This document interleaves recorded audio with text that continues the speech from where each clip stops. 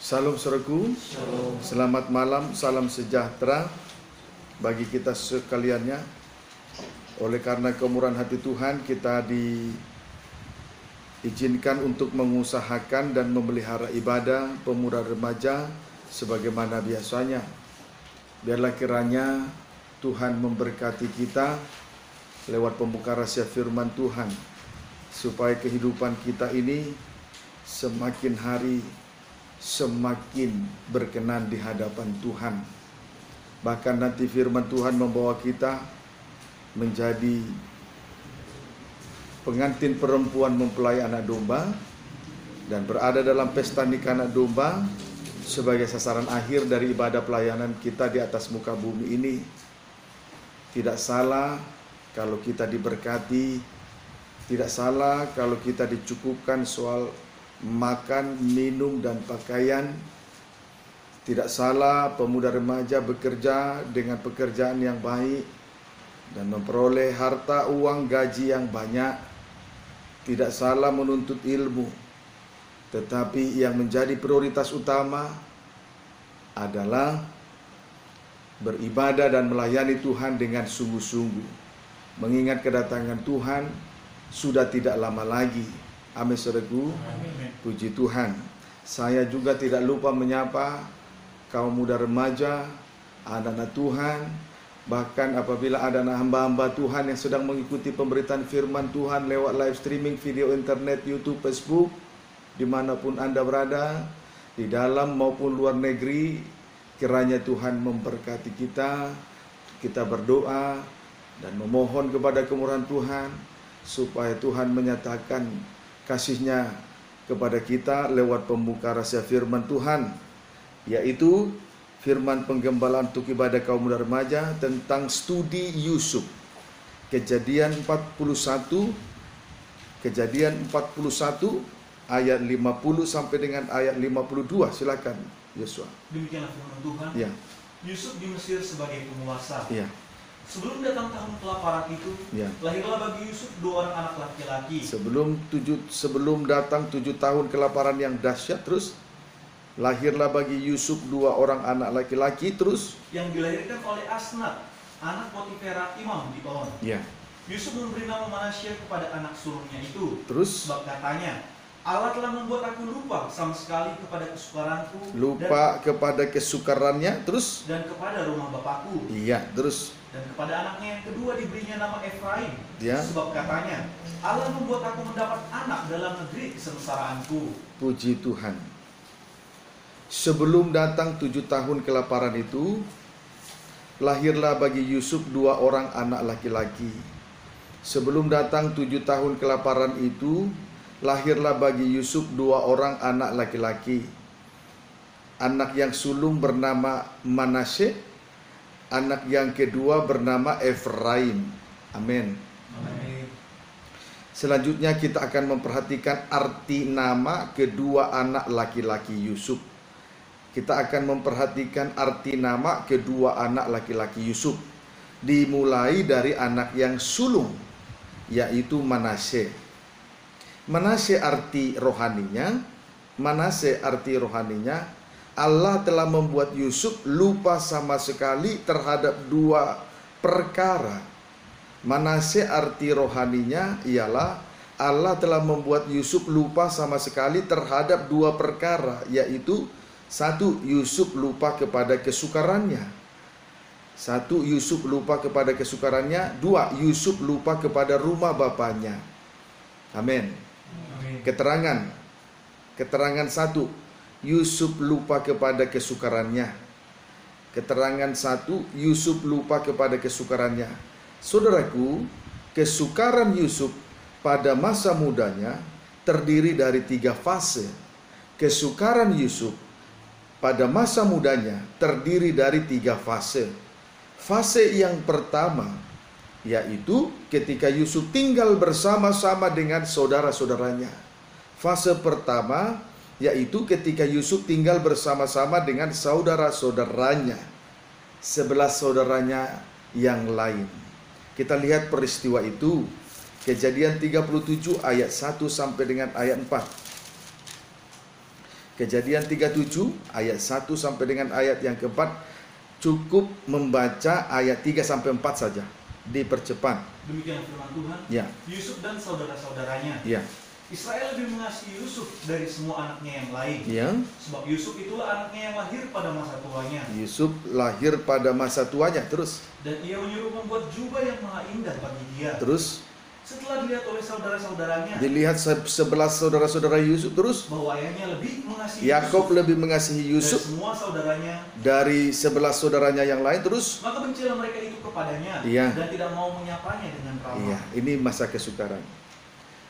Yusuf dibenci oleh saudara-saudaranya sebab Yakob ayahnya lebih mengasihi Yusuf dari anak-anaknya yang lain. Ya. Yusuf dibenci oleh saudara-saudaranya sebab Yakob lebih mengasihi Yusuf lebih mengasihi Yusuf dari anak-anaknya yang lain. Ditambah lagi Yakob membuat jubah yang maha indah bagi Yusuf. Amin. Amin. Baik. Sekarang ayat 5 sampai dengan ayat 9. Kejadian 37 ayat 5 sampai dengan ayat 9. Baca. Pada suatu kali bermimpilah Yusuf. Ya. Lalu mimpinya itu diceritakannya kepada saudara-saudaranya. Yusuf menceritakan mimpinya kepada 11 saudaranya. Terus. Sebab itulah mereka lebih benci lagi kepadanya. Sampai akhirnya kebencian itu bertambah-tambah. Terus. Karena katanya kepada mereka, Ya. coba dengarkan mimpi yang kumimpikan ini. Ya. Tampak kita sedang di ladang, Ya. mengikat berkas-berkas gandum. Terus. Lalu bangkitlah berkasku dan tegak berdiri. Ya. Kemudian datanglah berkas-berkas kamu sekalian mengelilingi dan sujud menyembah kepada berkasku itu. Ya. Lalu saudara-saudaranya berkata kepadanya, Ya. apakah engkau ingin menjadi raja atas kami? Ya. Apakah engkau ingin berkuasa atas kami? Jadi makin bencilah mereka kepadanya Makin benci. Terus. karena mimpinya dan karena perkataannya itu. Ayat 9. Lalu ia memimpikan pula mimpi yang lain yang diceritakannya kepada saudara-saudaranya. Ya. Katanya, aku bermimpi pula. Ya. Tampak matahari, Mimpi bulan, yang kedua, tampak matahari, bulan, dan terus 11 bintang sujud menyembah kepadaku. sujud menyembah kepadaku. Puji Tuhan. Kebencian saudara-saudaranya semakin bertambah-tambah. Pada ayat 5 sampai dengan ayat 9, kemudian di sini terlihat bahwa kebencian saudara-saudara Yusuf semakin bertambah-tambah kepadanya. Apalagi setelah Yusuf menceritakan kedua mimpinya itu. Setelah Yusuf menceritakan kedua mimpinya itu kepada saudara-saudaranya, kebencian itu semakin bertambah-tambah kepadanya. Amin. Amin. Adapun kedua mimpi Yusuf tersebut, yang pertama, Yusuf dan saudara-saudaranya berada di ladang mengikat berkas-berkas gandum. Ya, adapun kedua mimpi Yusuf tersebut, yang pertama, Yusuf dan saudara-saudaranya berada di ladang mengikat berkas-berkas gandum. Saudaraku, oleh karena kemurahan hati Tuhan, kita sekalian berada di tengah-tengah perhimpunan lewat ibadah kaum muda remaja ini, atau berada di ladang Tuhan ini untuk mengikatkan diri dengan firman Tuhan. Dengan kata lain, kita boleh bersekutu dengan firman Tuhan. Amin, saudaraku. Oleh karena kemurahan hati Tuhan, saat ini kita berada di ladang Tuhan untuk mengikatkan diri dengan firman Tuhan. Dengan kata lain, bersekutu dengan firman Tuhan. Amin, saudaraku. Itu kemurahan Tuhan. Kalau saat ini kita mengikatkan diri dengan firman Tuhan, atau bersekutu dengan firman Tuhan lewat himpunan ibadah kaum muda remaja, itu kemurahan hati Tuhan. Berarti kalau seseorang jauh dari ibadah, tidak mengikatkan diri dengan firman, jauh dari ibadah, dan berada di tengah dunia, itu bukan kemurahan. Sampai akhirnya dia binasa, itu mati konyol namanya. Amin, saudaraku. Puji Tuhan. Kiranya dapat dipahami dengan baik. Jadi kalau saat ini kita berada di ladang Tuhan, mengikatkan diri dengan firman Tuhan atau bersekutu dengan firman Tuhan, itu kemurahan hati Tuhan. Banyak anak muda remaja tidak mengerti tentang kemurahan semacam ini, karena mereka lebih menginginkan untuk mencari kepuasan, keinginan daging mereka sendiri. lebih memuaskan keinginan daging daripada memuaskan keinginan hati Tuhan. Amin. Amin. Puji Tuhan. Baik, lanjut. Suasana yang terjadi pada mimpi yang pertama tadi sudah dibaca ya. Suasana yang terjadi pada mimpi yang pertama. Istri pertama, satu ikat berkas gandum milik Yusuf tegak berdiri. Satu ikat berkas gandum milik Yusuf tegak berdiri. Sedang strip yang kedua, sedang 11 ikat berkas-berkas gandum milik saudara-saudaranya mengelilingi dan sujud menyembah kepada berkas Yusuf. Amin. Ya, suasana yang terjadi pada mimpi yang pertama, istri pertama, satu ikat berkas gandum milik Yusuf tegak berdiri. Sedang 11 ikat berkas-berkas gandum milik saudara-saudaranya mengelilingi dan sujud menyembah kepada satu berkas Yusuf tadi. Kita akan bandingkan mimpi ini, kita bandingkan antara mimpi Yusuf dengan nubuatan Yesaya. Kita akan bandingkan antara mimpi Yusuf dengan nubuatan Yesaya. Yesaya pasal yang kedua ayat 2-3.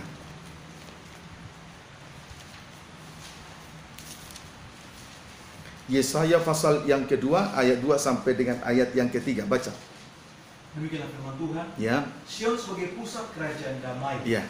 Akan terjadi pada hari-hari yang terakhir. Akan terjadi pada hari-hari yang terakhir. Terus gunung tempat rumah Tuhan ya akan berdiri tegak. Tegak berdiri. Ya, tegak berdiri.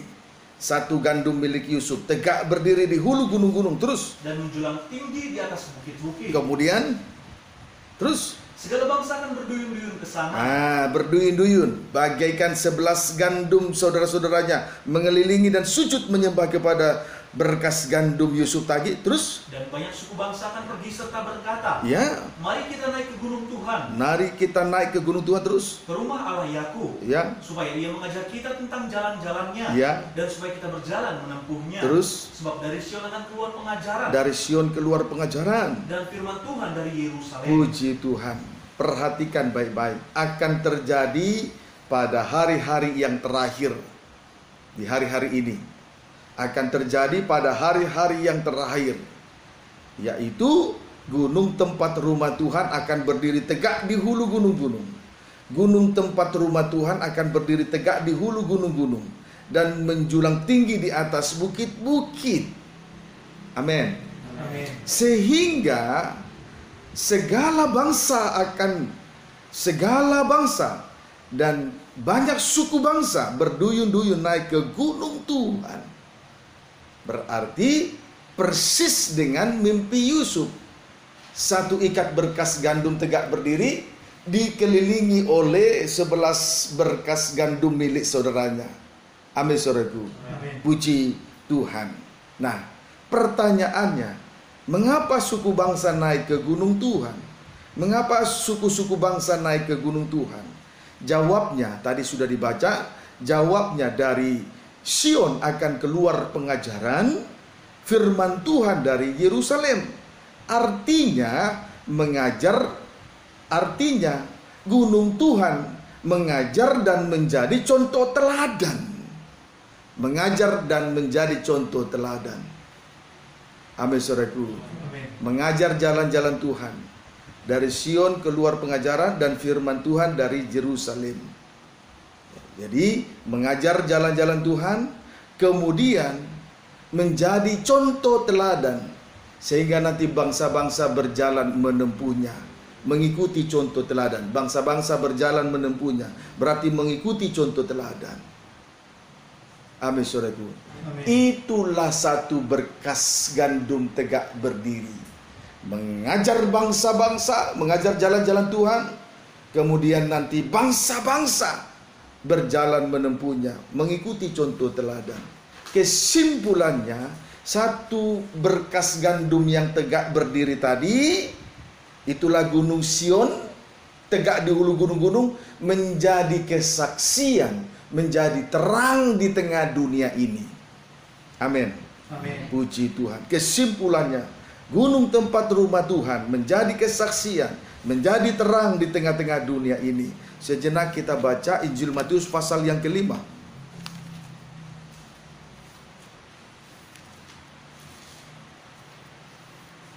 ayat 14. Injil Matius 5 ayat yang ke-14. Baca. Demikian firman Tuhan. Ya. Garam dunia dan terang dunia. Ya.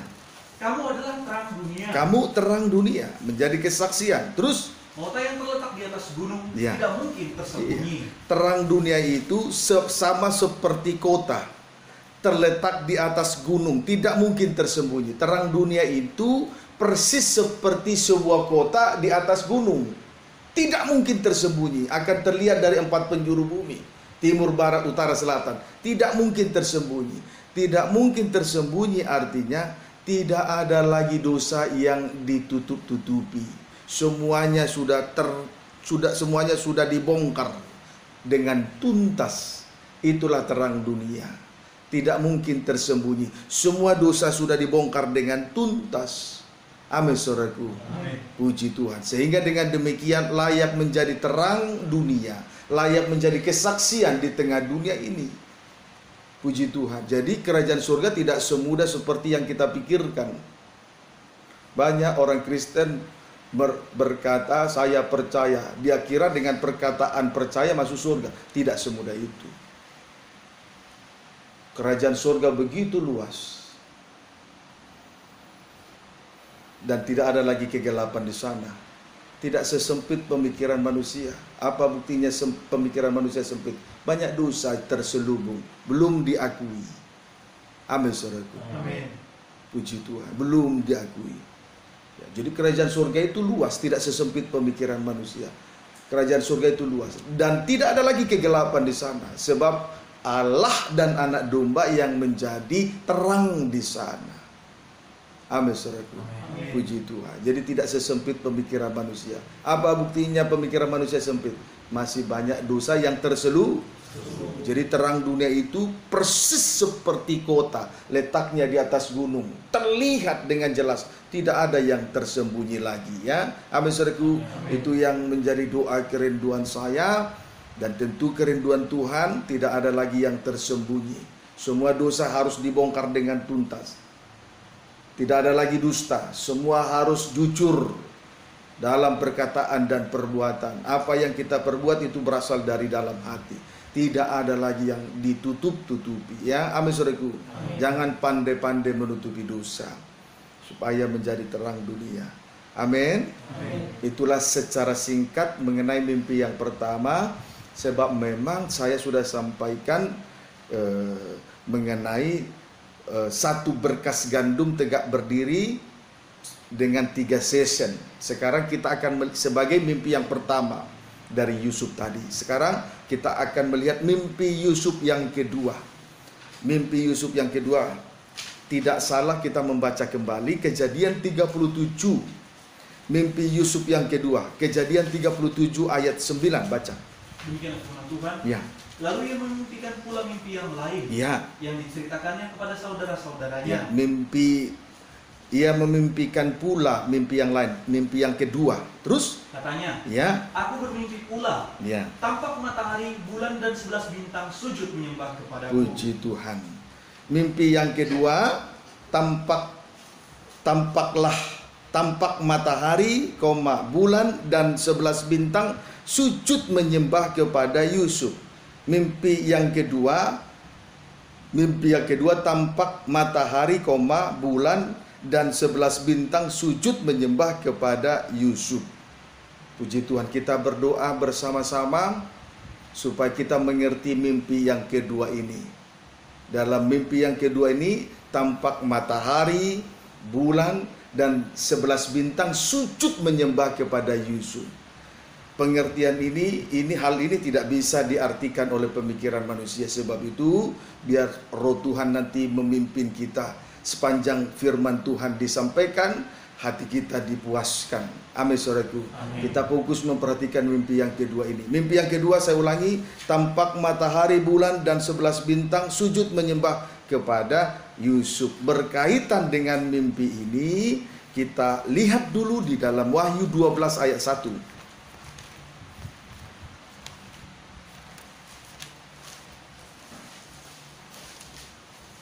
Wahyu 12 ayat 1, baca. Demikian firman Tuhan. Ya. Perempuan dan naga. Iya.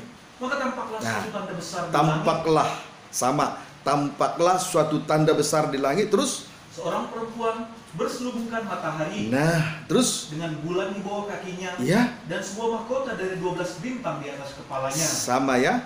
Puji Tuhan. Perhatikan Wahyu 12 ayat 1. Tampaklah suatu tanda besar di langit, seorang perempuan, titik 2, strip pertama, berselubungkan matahari, strip yang kedua, dengan bulan di bawah kakinya, strip yang ketiga, dan sebuah mahkota dari 12 bintang di atas kepalanya. Amin, saudaraku. Amin. Ya, tampak suatu tanda besar di langit, seorang perempuan, strip pertama berselubungkan matahari, strip yang kedua bulan dengan bulan di bawah kakinya, strip yang ketiga, dan sebuah mahkota dari 12 bintang di atas kepala. Titik. Perempuan dengan 3 benda penerang. Perempuan dengan 3 benda penerang menunjuk gereja yang sempurna.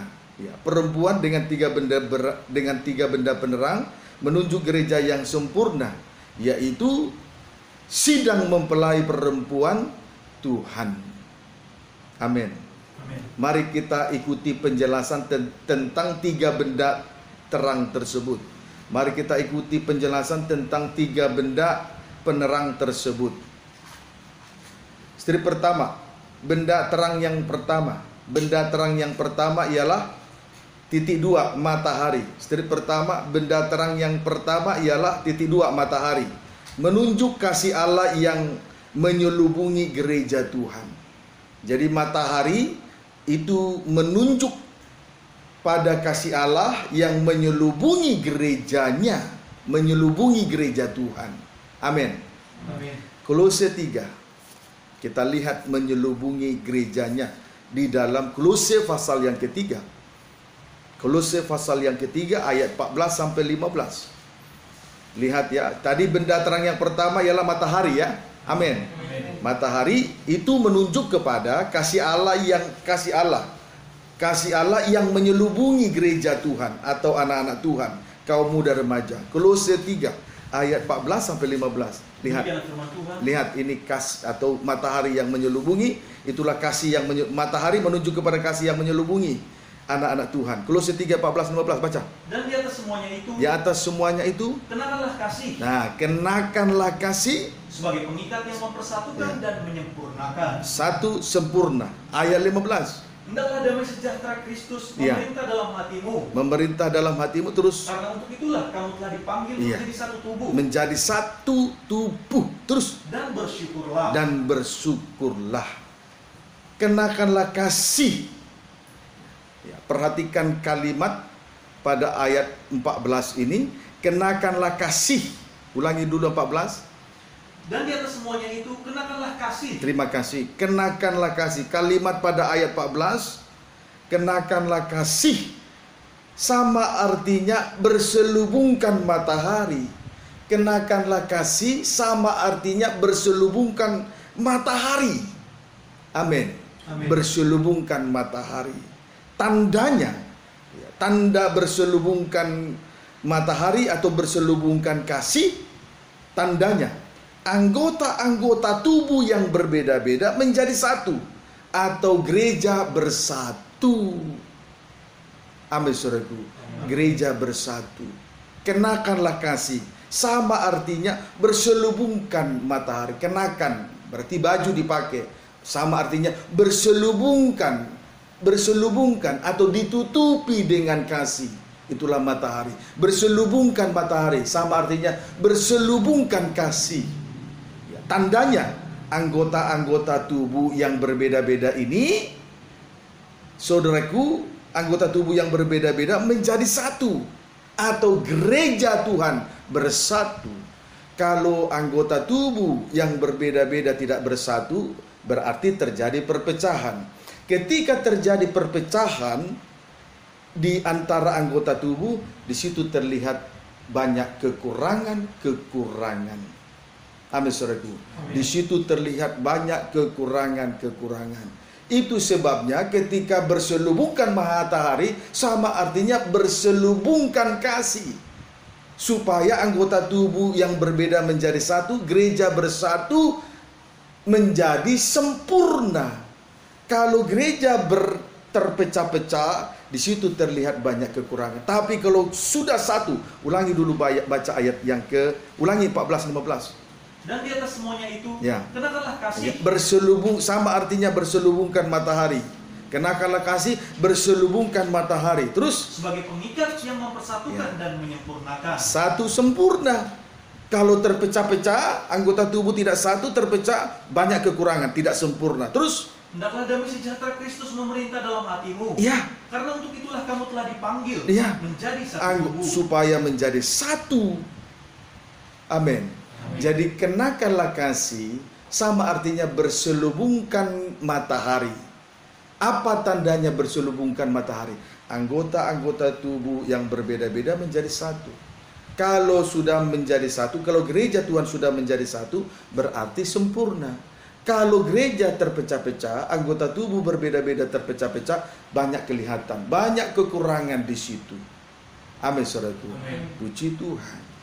Jadi berselubungkan matahari, sama artinya berselubungkan kasih. Tandanya, anggota tubuh yang berbeda-beda bersatu. Satu berarti sempurna. Kalau tidak menyatu, anggota tubuh berbeda-beda, tidak terjadi perpecahan, tidak menyatu, banyak terlihat kekurangan, kesalahan, pelanggaran. Tapi kalau sudah satu, sempurna. Amin. Kalau satu, sempurna. Kiranya dapat dipahami dengan baik. Amin. Amin. Puji Tuhan. Matius 13 ayat 43. Matius 14 ayat 43. Matius 13 ayat 43. Baca. Demikianlah firman Tuhan. Ya. Matius 13 ayat 43. Baca perikopnya. Penjelasan perumpamaan tentang lalang di antara gandum. Ayat 43. Pada waktu itulah Ya. orang-orang benar akan bercahaya seperti matahari dalam kerajaan Bapa mereka. Iya. Terus? Siapa bertelinga, hendaklah ia mendengar. Ya. Pada ayat ini, kalimat pada ayat 43 yang harus kita perhatikan adalah orang-orang benar akan bercahaya atau bersinar seperti matahari. Orang-orang benar akan bercahaya seperti matahari. Amin. Amin. Kemudian ayat 30. Baca perikopnya. Perumpamaan tentang lalang di antara gandum. Sama kisah ini ya, amin saudaraku. Amin. Sengaja saya suruh baca perikop supaya jangan keliru bahwa memang kisah ini sama. Tapi diulang sampai 2 kali judulnya. Paham ya? Amin. Ya, 43 tadi orang-orang benar akan bercahaya atau bersinar seperti matahari, itu ayat 43. Kemudian ayat 30 baca. Biarkanlah keduanya tumbuh bersama sampai waktu menuai. Terus Pada waktu itu aku akan berkata kepada para penuai, ya, kumpulkanlah dahulu lalang itu, iya. dan ikatlah berkas-berkas untuk dibakar. Terus Kemudian kumpulkanlah gandum kumpulkanlah itu gandum, terus dalam lumbungku. terima kasih. Perhatikan kalimat pada ayat 30 ini, kumpulkanlah gandum itu. Artinya orang-orang benar yang bercahaya seperti matahari dikumpulkan menjadi satu. Nah, ini menunjuk kepada keadaan yang sempurna. Dapat dipahami. Amin. Ayat 43 tadi, orang-orang benar akan bercahaya seperti matahari. Sedangkan pada ayat 30,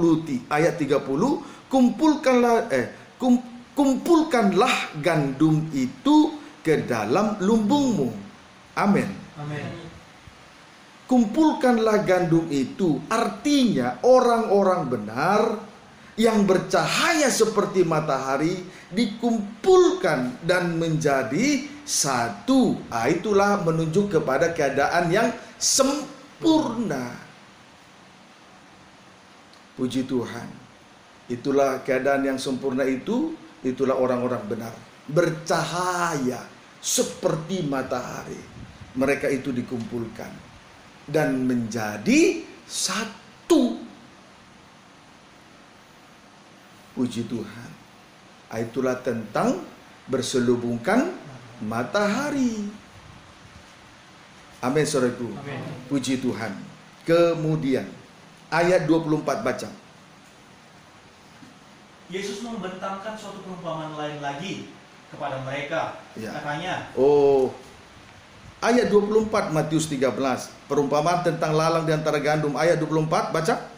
Yesus membentangkan suatu perumpamaan lain lagi kepada mereka. Ya. Katanya, hal kerajaan surga itu seumpama orang yang menaburkan benih yang baik di ladangnya. Puji Tuhan. Jadi orang-orang yang menanti-nantikan kerajaan surga akan berkumpul menjadi satu. Inilah yang disebut berselubungkan matahari. Amin. Amin. Puji Tuhan. Matius 24 ayat 27. Matius 24 ayat 27.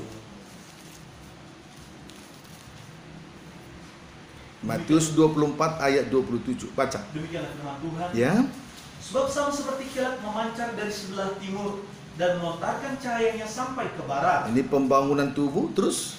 Demikian pula lah kelak kedatangan anak manusia. Puji Tuhan. Ayat ini berbicara tentang gereja Tuhan bersatu. Amin. Amin. Pembangunan tubuh Kristus yang sempurna berarti gereja Tuhan bersatu. Kalau satu sempurna, pembangunan tubuh Kristus yang sempurna berarti gereja bersatu, gereja Tuhan bersatu. Kaitannya ayat 28. Di mana ada bangkai, Iya. di situ burung nasar berkerumun. Di mana ada bangkai, di situ burung nasar berkerumun. Puji Tuhan. Jadi orang-orang yang menanti-nantikan Tuhan itu, mereka berkumpul menjadi satu seperti burung nasar. Puji Tuhan. Haleluya. Ayo. Ada banyak kaum muda ada beberapa di antara kaum muda merindu supaya keluarganya tetap bersatu menerima pengajaran mempelai. Satu sempurna. Kiranya doa-doa ini didengarkan oleh Tuhan ya. Dimulai dari kerindu. Doa tidak akan didengar kalau tidak dimulai dari kerinduan. Doa tidak akan didengar kalau kita tidak menyerah kepada Tuhan. Kalau seseorang tidak menyerah, doa tinggal doa. Tidak ada kuasanya. Kiranya dapat dipahami. Siapa yang mau bertanggung jawab dengan keluarga masing-masing, berdoa supaya berkumpul satu. Saat Tuhan datang kita sudah bersatu, berselubungkan matahari. Amin. Amin. Puji Tuhan. Haleluya. Sekarang benda terang yang kedua. Benda terang yang kedua ialah bulan di bawah kakinya. Tadi sudah dibaca ya. Benda terang yang kedua ialah bulan di bawah kakinya. Artinya gereja Tuhan berdiri di atas korban Kristus. Ya. Benda terang yang kedua ialah bulan di bawah kakinya. Artinya gereja Tuhan berdiri di atas korban Kristus. Korban Kristus adalah suatu landasan yang kuat sehingga gereja Tuhan tidak mudah goyah, tidak mudah terpengaruh oleh hal-hal yang tak suci. Sama halnya di dalam Injil Matius pasal 7 ayat 24 sampai 25. Amin, saudaraku. Amin. Ya, puji Tuhan. Kita baca sejenak Matius pasal yang ke-7 ayat 24 sampai dengan ayat 25. Demikianlah firman Tuhan. Ya, korban Kristus dasar yang kuat ya. Amin, saudaraku. Amin. Kalau pengetahuan, uang, harta bukan dasar yang kuat. Nanti uang habis kita mulai goyah lagi. Korban Kristus dasar yang kuat. Baca Matius pasal 7 ayat 24 sampai 25. Baca. Dua macam dasar bangunan. Kita ini bangunan Tuhan, rumah Tuhan ya. Amin. Amin. Dasarnya apa? Baca ayat 24. Setiap orang yang mendengar perkataanku ini Iya. dan melakukannya, ia sama dengan orang yang bijaksana. Orang bijaksana.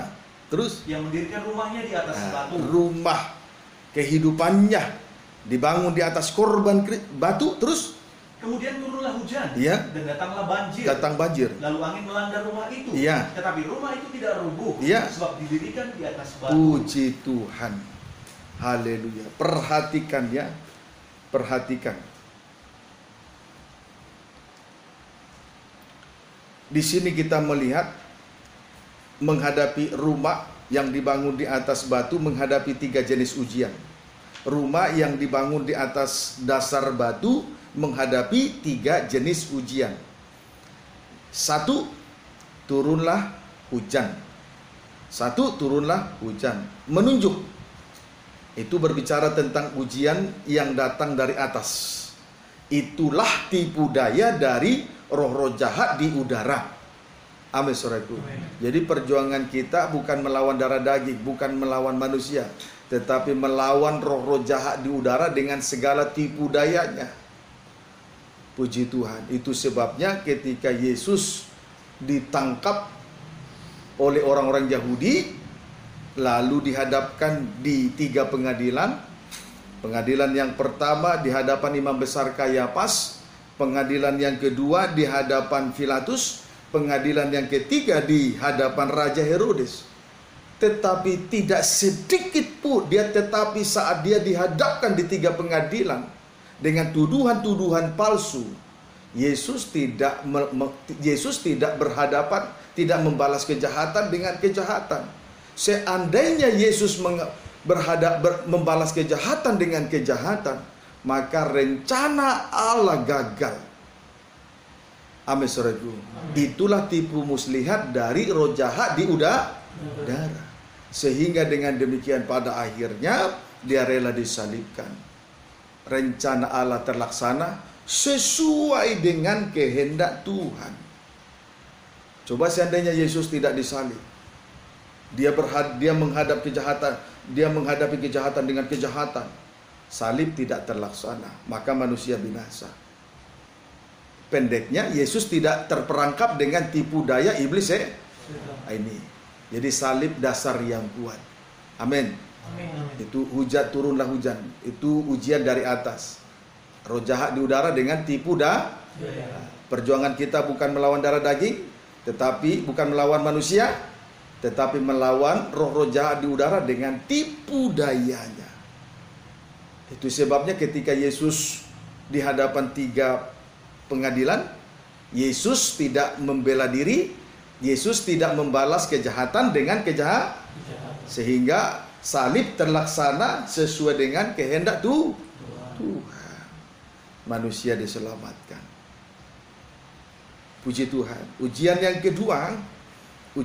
kedua, datanglah banjir. Tadi sudah dibaca ya. Datanglah banjir. Itu menunjuk kepada dosa kenajisan. Itu menunjuk kepada dosa kenajisan. Dunia ini sedang dilanda oleh banjir yang hebat. Bukan saja di negara kita ini, tetapi sudah melanda dunia.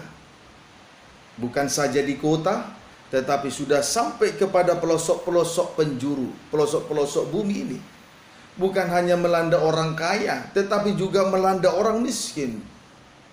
Laki-laki, perempuan, tua, muda, tanpa memandang bulu.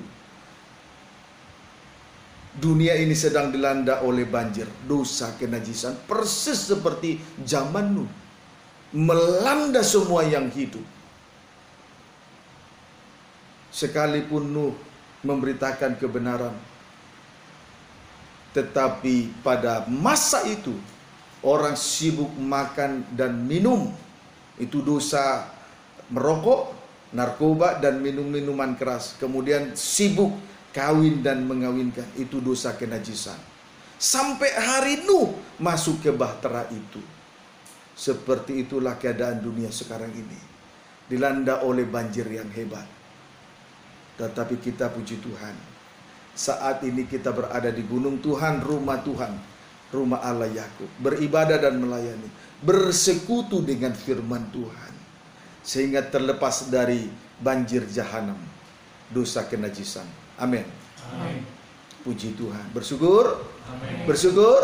Amin. Puji Tuhan. Bahagia ada di dalam Tuhan. Amin.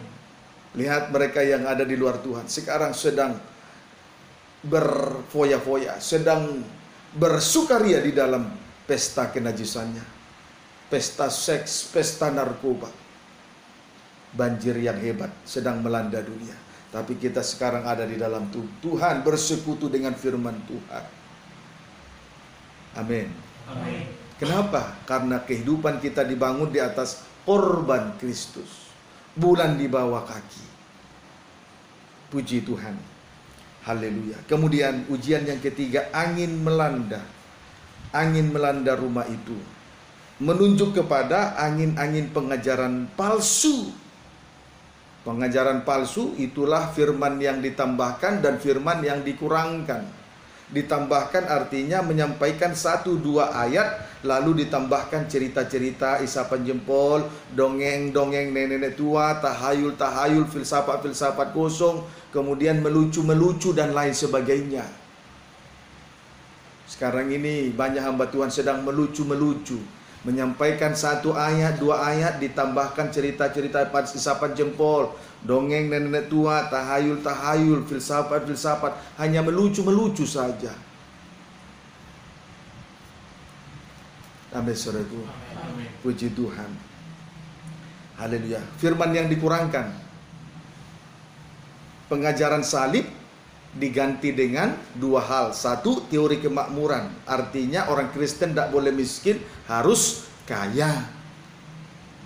2, diganti dengan tanda-tanda heran ataupun mukjizat. Banyak sekarang gereja-gereja beribadah hanya karena mukjizat-mukjizat. Yang sakit sembuh, yang lumpuh berjalan, terjadi kerasukan terjadi pengusiran setan. Itu kan hal-hal yang besar. Itu kan mukjizat-mukjizat. Amin, saudaraku. Tetapi dia tidak memperhatikan salib yang dipercayakan oleh Tuhan dalam kehidupannya. Kiranya dapat dipahami dengan baik. Itulah angin-angin pengajaran palsu. Firman ditambahkan dan firman yang dikurangkan. Kiranya dapat dipahami dengan baik. Puji Tuhan. Kemudian, namun baca kembali ayat 2 Injil Matius pasal yang ke-7 ayat 25 itu.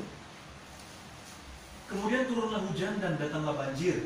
Turunlah hujan, ujian yang pertama, itulah roh jahat di udara dengan tipu dayanya. Terus datanglah banjir, rusak kenajisan. Lalu angin melanda rumah itu. Itulah angin-angin pengajaran palsu. Antara lain firman yang ditambahkan, yaitu menyampaikan 1-2 ayat, lalu ditambahkan cerita siapa jempol, dongeng-dongeng, lucu-lucu. Kemudian firman yang dikurangkan, pengajaran salib diganti dengan teori kemakmuran. Artinya orang Kristen tidak boleh miskin, harus kaya. Maka dengan pemberitaan seperti ini banyak jemaat mengisi gereja itu. Sebetulnya ajaran itu sudah menuju kepada kebinasaan. Amin, saudaraku. Kemudian pengajaran salib diganti dengan tanda-tanda heran ataupun mukjizat-mukjizat. Tetapi salib dikecilkan. Biar 1.000.000 kali mukjizat terjadi di depan mata. Kalau seseorang tidak mau pikul salib, mukjizat tidak ada artinya. Kiranya dapat dipahami dengan baik. Amin. Baru kemudian ujian yang ketiga. Tadi banjir, ujian yang kedua, angin melanda ya, pengajaran palsu. Kemudian terus, tetapi rumah itu tidak rubuh. Tetapi rumah itu tidak rubuh. Sebab didirikan di atas batu. Iya, rumah itu tidak rubuh sebab rumah itu didirikan di atas batu. Batu menunjuk kepada korban Kristus. Inilah dasar yang kuat, dasar yang teguh, tidak mudah digoyahkan, tidak mudah dipengaruhi oleh hal-hal yang tak suci.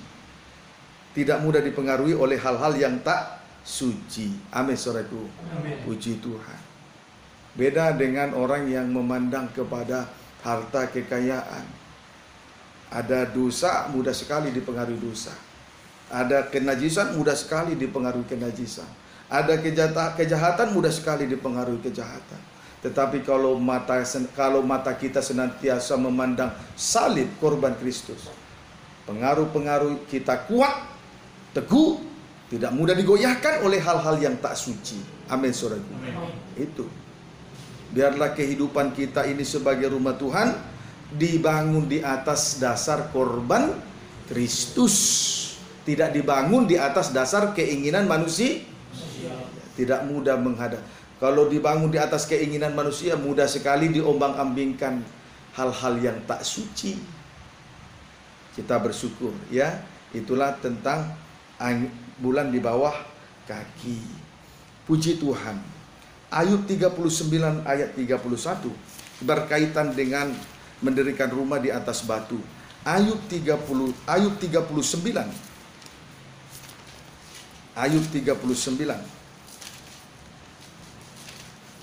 Ayub 39 ayat 31 baca. Demikian firman Tuhan. Boleh sampai ayat 33 ya, tapi khusus ayat 31 saja. Baca. Ia diam dan bersarang di bukit batu. Ya, ia diam dan bersarang di bukit batu. Terus Di puncak bukit batu dan di gunung yang sulit didatangi. di gunung yang sulit didatangi. Ya, ayat 31. Perhatikan ayat ini, gunung yang sulit didatangi. Perhatikan, Raja Wali diam dan bersarang di bukit batu, di puncak bukit batu, dan di gunung yang sulit didatangi. Gunung yang sulit didatangi artinya sulit dijangkau oleh dosa. Kalau kita berdiri di atas korban Kristus, sulit dijangkau oleh dosa. Tidak mudah dipengaruhi oleh dosa. Amin. Amin. Ada 3 hal yang menimbulkan dosa. 1, daging dengan segala keinginan dan hawa nafsunya. 2, setan dan pengaruhnya. Itulah roh jahat dan roh najis. 3, dunia dengan arusnya yang menghanyutkan dan menggelamkan manusia kepada kebinasaan. Haleluya, puji Tuhan. Amin, saudaraku. Amin. Jadi tadi di puncak bukit batu, di gunung yang sulit didatangi. Sulit didatangi artinya sulit dijangkau oleh dosa. Ada 3 hal yang menimbulkan dosa. 1, daging dengan keinginannya. 2, setan dan pengaruhnya, itulah roh jahat, roh najis. 3, dunia dengan arusnya yang menghanyutkan dan menenggelamkan manusia di dalam kebinasaan. Kiranya dapat dipahami dengan baik. Matius pasal 16. Injil Matius pasal 16 ayat 13 sampai 14.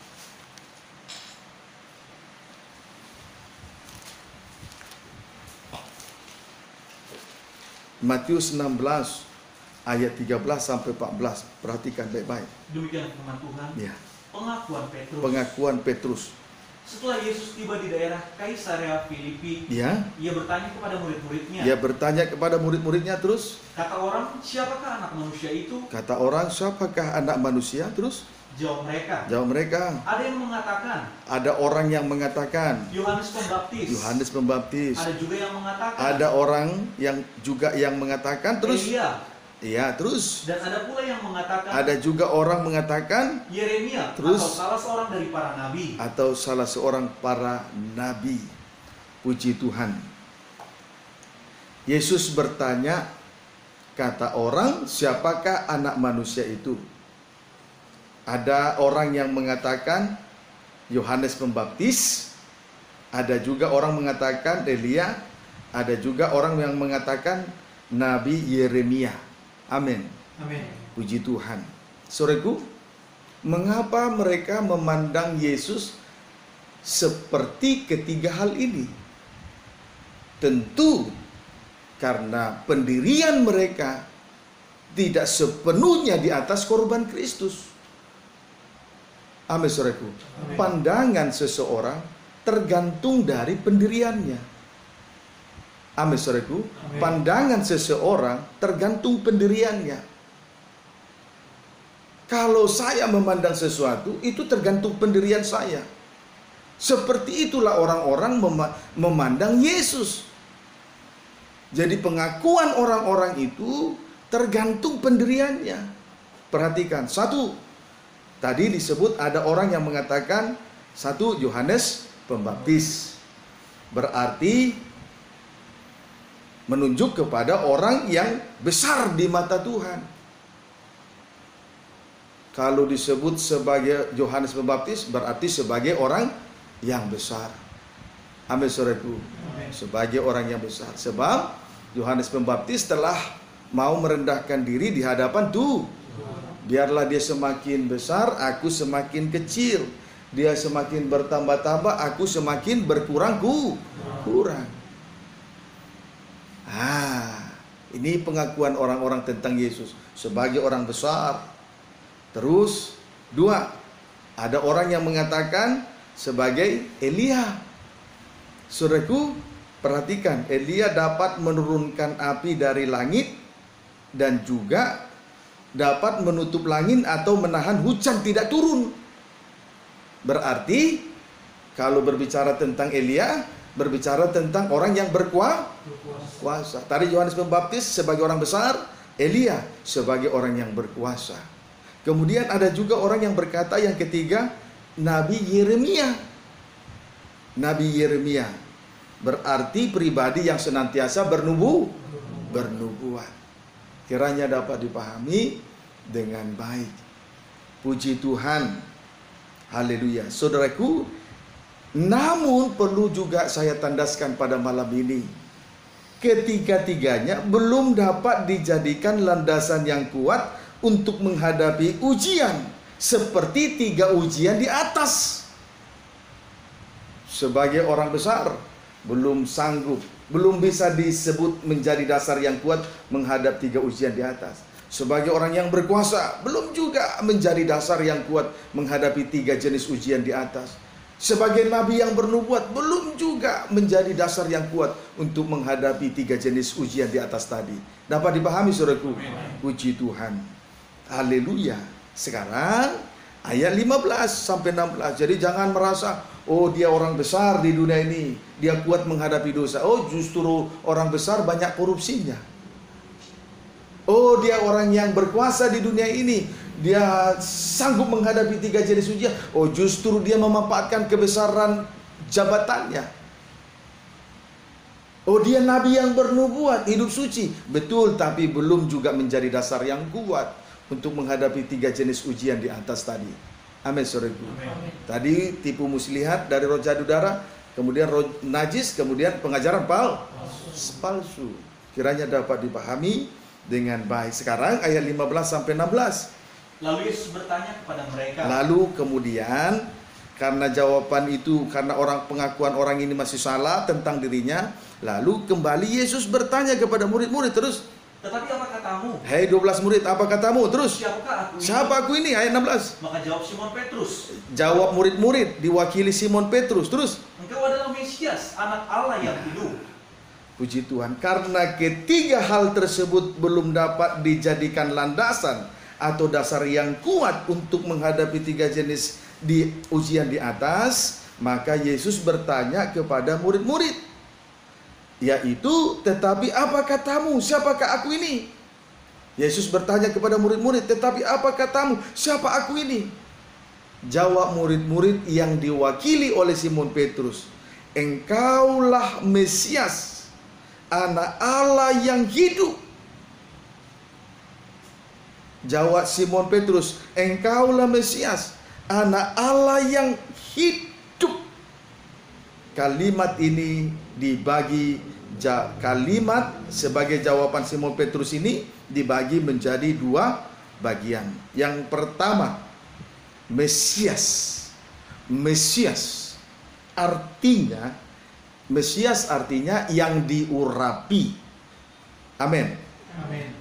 Saudara langsung tulis, ada 3 pribadi yang diurapi di dalam perjanjian lama. 1, raja. 1, raja. Saudaraku, Yesus adalah raja yang diurapi. Demikian juga kita adalah kehidupan yang diurapi untuk berada di dalam kerajaannya ini. Amin saudaraku. Yesus adalah raja yang diurapi, dan demikian juga kita adalah kehidupan yang diurapi untuk berada di dalam kerajaannya ini. Kiranya dapat dipahami dengan baik. Amin. Kemudian 2, imam-imam. Imam-imam. Yesus adalah seorang imam besar agung. Yesus adalah seorang imam besar agung. Kita adalah imam-imam yang diurapi untuk melayani rumah Tuhan. Yang diurapi, yang kedua dalam perjanjian lama, imam.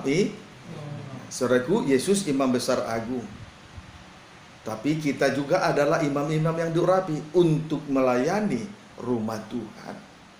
Amin. Jadi yang melayani Tuhan, ayo jaga kekudusan, Minyak urapan harus ada di atas kepala, menandakan bahwa dia dikhususkan bagi Tuhan. Tidak boleh, kalau sudah melayani Tuhan, perhatikan semua ke sini. Jangan abaikan firman Tuhan dulu. Kalau sudah melayani Tuhan, harus mempertahankan minyak urapan ada di atas kepala, menandakan bahwa kehidupannya dikhususkan bagi Tuhan. Amin. Puji Tuhan. Itu baru 3 nabi. Tadi dalam perjanjian lama ada 3 jabatan yang diurapi. 1 raja, 2 imam-imam, 3 nabi. Seorang nabi diurapi untuk selanjutnya diutus membawa kabar baik. Amin. Seorang nabi diurapi untuk selanjutnya diutus membawa kabar baik. Kemudian di tengah-tengah pengutusan banyak menanggung penderitaan, seperti yang tertulis di dalam Injil Lukas 13 ayat 34. Yerusalem, Yerusalem, yang membunuh nabi-nabi dan melempari dengan batu,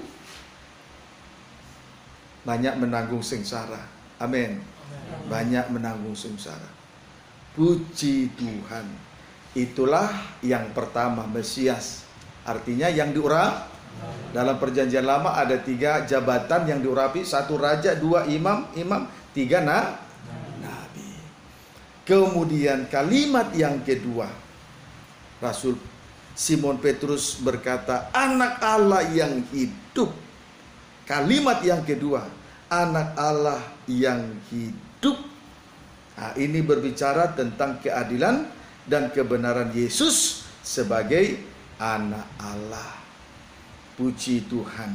Kesimpulannya, strip pertama, raja, menunjuk kepada Injil Matius, berbicara tentang kewibawaan Yesus sebagai raja. Strip yang kedua, imam-imam, menunjuk Injil Markus, berbicara tentang kebangkitan Yesus sebagai hamba. Amin. Nabi itu menunjuk Injil Lukas, berbicara tentang sengsara Yesus sebagai manusia.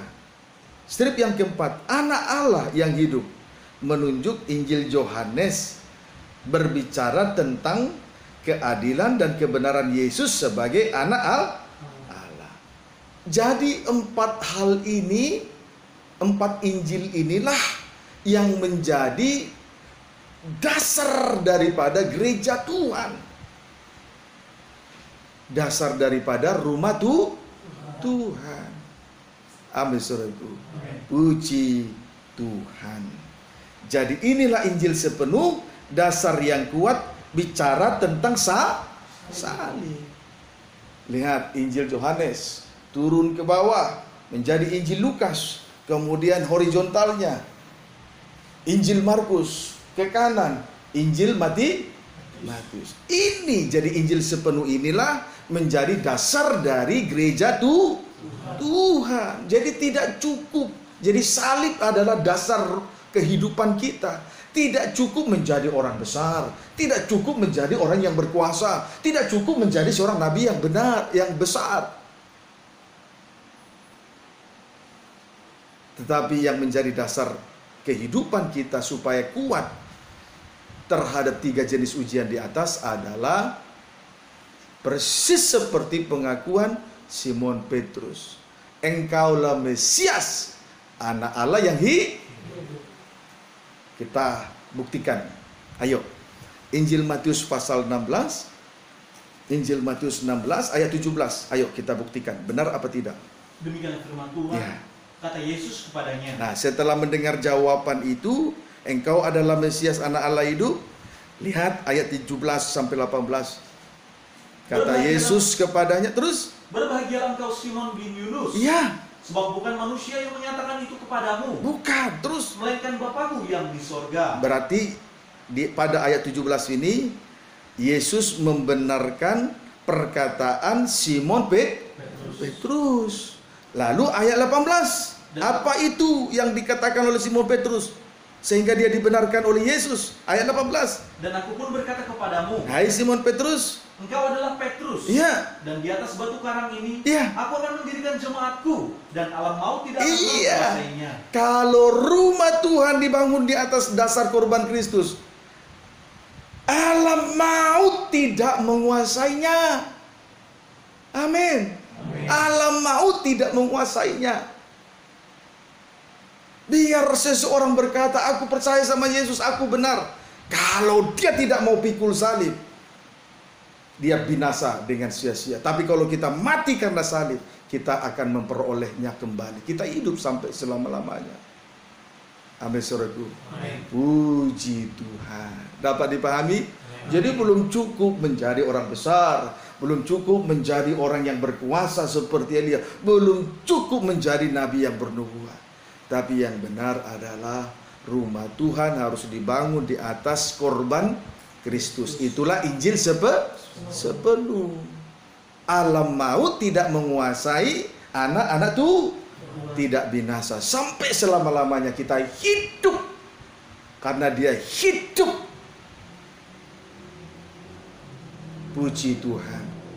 Haleluya. Kita berdoa supaya banyak anak-anak Tuhan semakin mencintai pengajaran mempelai. Ya, amin, saudaraku. Puji Tuhan. Haleluya. Sekarang kita akan melihat benda terang yang ketiga.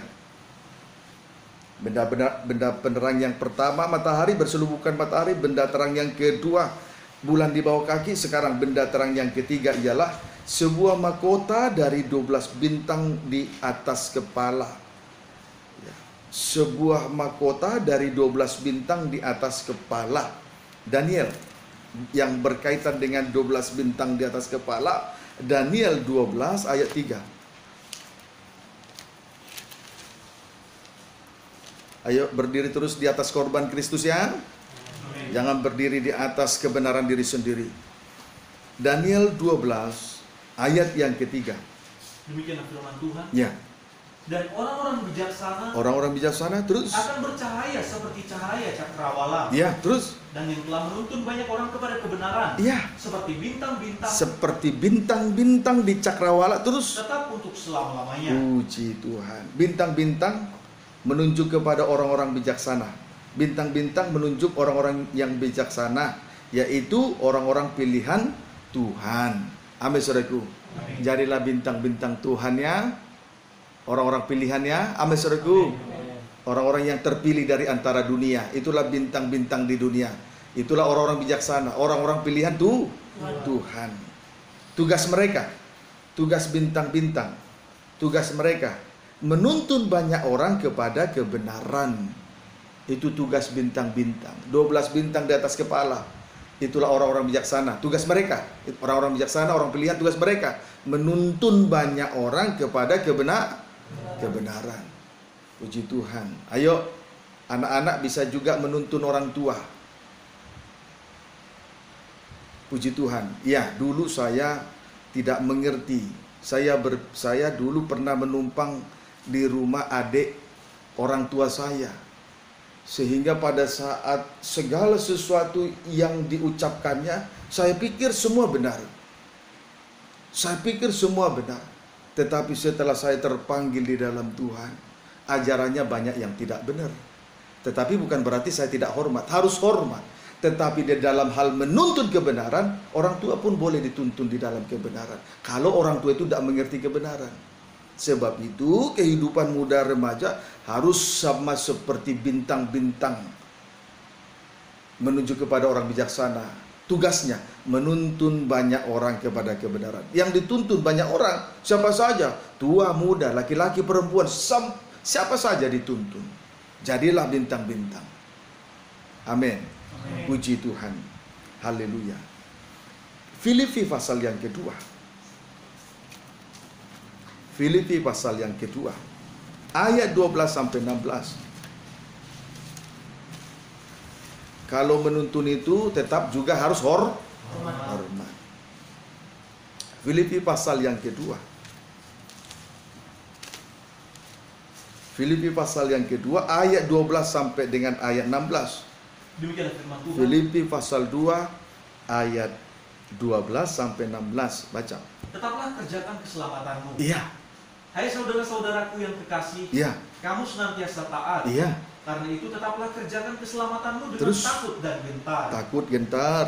Bukan saja seperti waktu aku masih hadir, Ya. tetapi terlebih pula sekarang waktu aku tidak hadir. Ya, takut gentar ya. Jangan agak enteng ya nyawa saudara, hati-hati.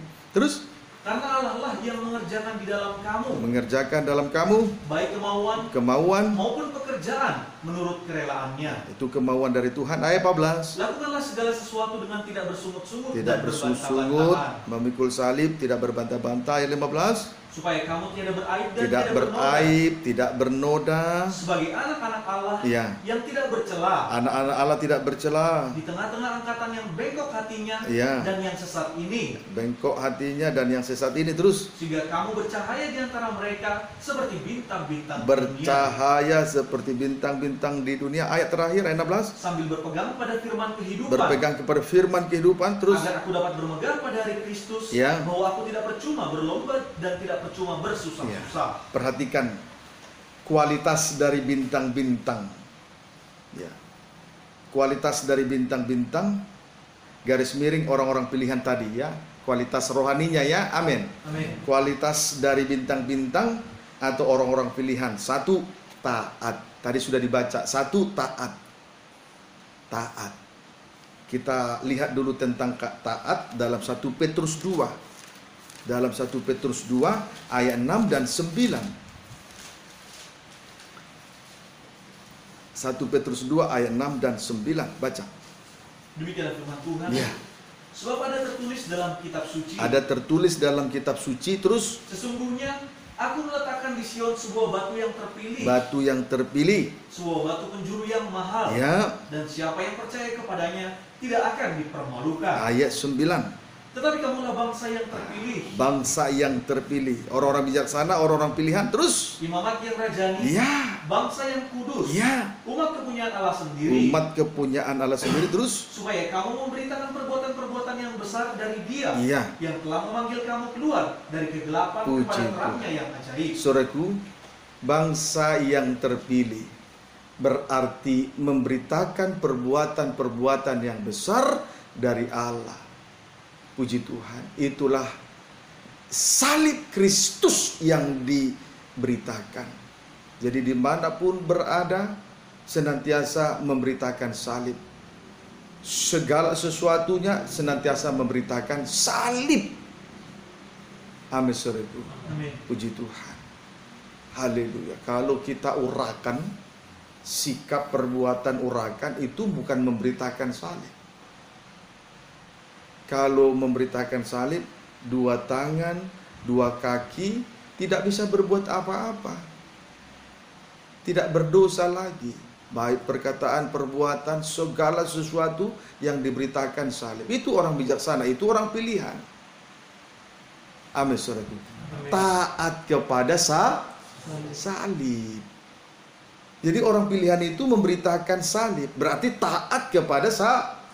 Bukan taat kepada keinginannya, taat kepada salib. Orang-orang pilihan memberitakan sama artinya taat kepada salib, bukan taat kepada keinginan manusia. Kalau kita sudah taat kepada salib, kita tidak mungkin taat kepada keinginan daging manusia. Tapi kalau seseorang taat kepada keinginannya, sampai kiamat pun dia tidak akan pernah taat kepada Tuhan, tidak akan pernah taat kepada salib, sekalipun dia berkata sebagai orang Kristen yang percaya. Nah, itulah kualitas orang-orang bijaksana. Amin, saudaraku. Yang pertama, senantiasa memberitakan salib. 2. Atau kembali dulu ke baca Filipi pasal yang kedua. Filipi pasal yang kedua ayat 12. Filipi pasal yang kedua ayat 12. Baca. Hai saudara-saudara Ya. yang terkasih, Ya. kamu senantiasa taat. Ya. Karena itu tetaplah kerjakan keselamatanmu dengan takut dan gentar. Iya. Taat kepada salib. Ya, taat kepada salib berarti tetap mengerjakan keselamatan dengan takut dan gentar. Amin. Amin. Kemudian itu yang pertama. Yang kedua, pada ayat 13, mempunyai kemauan yang dari Tuhan. Boleh baca ayat yang ke-13 dan 14 itu yang kedua. Tadi sudah dibaca, tidak salah. Karena Allah lah yang mengerjakan di dalam kamu, baik kemauan maupun pekerjaan menurut kerelaannya. Ayat 14. Lakukanlah segala sesuatu dengan tidak bersungut-sungut dan berbantah-bantahan. Yang kedua, mempunyai kemauan yang dari Tuhan. Ada dua jenis kemauan. Ada kemauan dari karena keinginan sendiri, ada kemauan yang dari Tuhan. Kalau contoh kemauan yang dari Tuhan, melakukan pekerjaan Tuhan dengan tidak bersungut-sungut dan tidak berbantah-bantah, itu kemauan dari Tuhan. Banyak orang melayani Tuhan karena keinginan sendiri. Tujuannya supaya dilihat oleh orang lain, supaya terlihat rohani. Tapi kalau dia bersungut-sungut, tetapi bersungut-sungut dan berbantah-bantah, itu kemauan diri sendiri. Kalau kemauan dari Tuhan, mengerjakan pekerjaan Tuhan, tidak bersungut-sungut, tidak berbantah-bantah. Itulah kualitas orang bijaksana tadi. Satu, taat. Dua, mempunyai kemauan dari Tuhan. Kalau apa tandanya mempunyai kemauan dari Tuhan? Tidak bersungut-sungut, tidak berbantah-bantah, mengerjakan pekerjaan Tuhan. Ayo yang sudah melayani, ada sebagai seorang pemimpin pujian, pembaca firman, singer, kolektan, pemain musik, guru skala minggu, multimedia, infokus, pengetik khotbah, yang mengerjakan kamera video, Facebook dan lain sebagainya. Tentu juga ditambah dengan tenaga, pikiran, waktu, uang, materi. Namun sekalipun demikian, tidak berbantah-bantah, tidak bersungut-sungut, karena mempunyai kemauan dari Tuhan. Kalau kemauan diri sendiri dalam melayani, suka bersungut-sungut, suka berbantah-bantah. Kalau dikira pekerjaan itu sangat sukar, membantah, bersungut-sungut, mempersalahkan Tuhan, mempersalahkan sesama. Seperti yang dilakukan oleh si Rut. Saya tidak tahu menyesal apa tidak dia. Amin, saudaraku.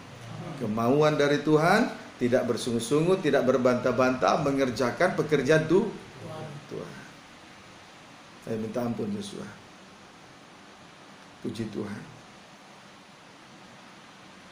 Haleluya. Kita butuh pengertian firman Tuhan untuk lebih suci lagi. Amin. Amin. Puji Tuhan. Haleluya. Yang ketiga, kualitas rohani orang bijaksana. Yang kedua tadi mempunyai kemauan. Tandanya tidak bersungut-sungut, tidak berbantah-bantah. Yang ketiga, berpegang kepada firman kehidupan. Yang ketiga, berpegang kepada firman kehidupan. Apa itu firman kehidupan? Itulah pengajaran salib, yaitu sangkal diri, pikul salib.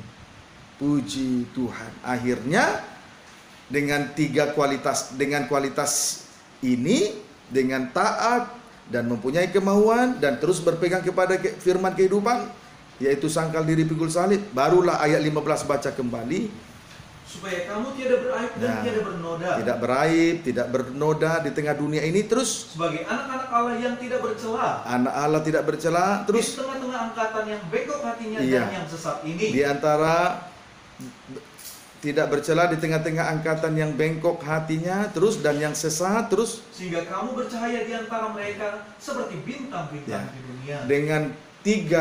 Dengan tiga hal inilah terlihatlah kualitas dari bintang-bintang itu, yaitu orang-orang pilihan, tidak beraib, tidak bernoda. Sebagai anak Allah tidak bercela di tengah-tengah angkatan yang bengkok hati dan yang sesat hati.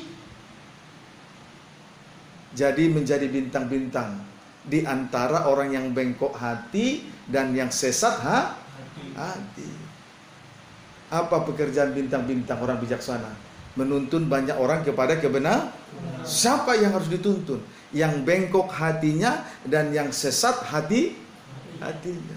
Kalau bengkok itu seperti ular menjalar, tidak lurus. Tabiatnya pembunuh manusia, tidak hidup di dalam kebenaran, di dalam dusta.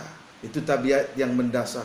Kemudian sesat hati, berarti liar, tidak tergembala, mengambil jalannya sendiri-sendiri, menuruti maunya sendiri, bukan maunya Tuhan. Akhirnya sesat di padang gurun, sesat di dunia yang luas ini. Nah, inilah yang harus dituntun.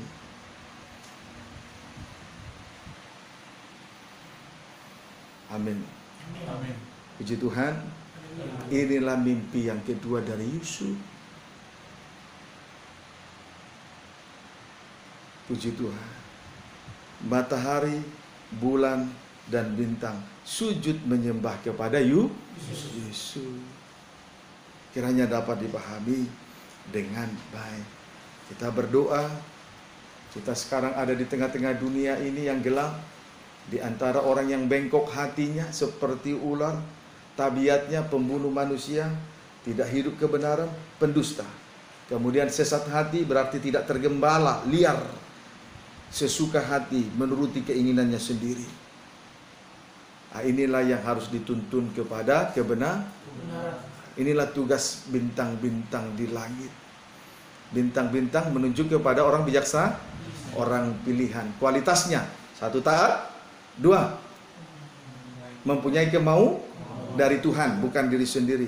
Yang ketiga, berpegang kepada firman kehidupan, nanti tampil seperti bintang-bintang. Ayo, bagaimana sekarang kehidupan kita? Biarlah kiranya mimpi Yusuf ini nyata dalam kehidupan kita masing-masing. Jadilah Yusuf-Yusuf di hari-hari terakhir ini. Menjelang kedatangan Tuhan sudah tidak lama lagi. Amin. Amin. Tuhan Yesus memberkati kita. Kita tundukkan kepala.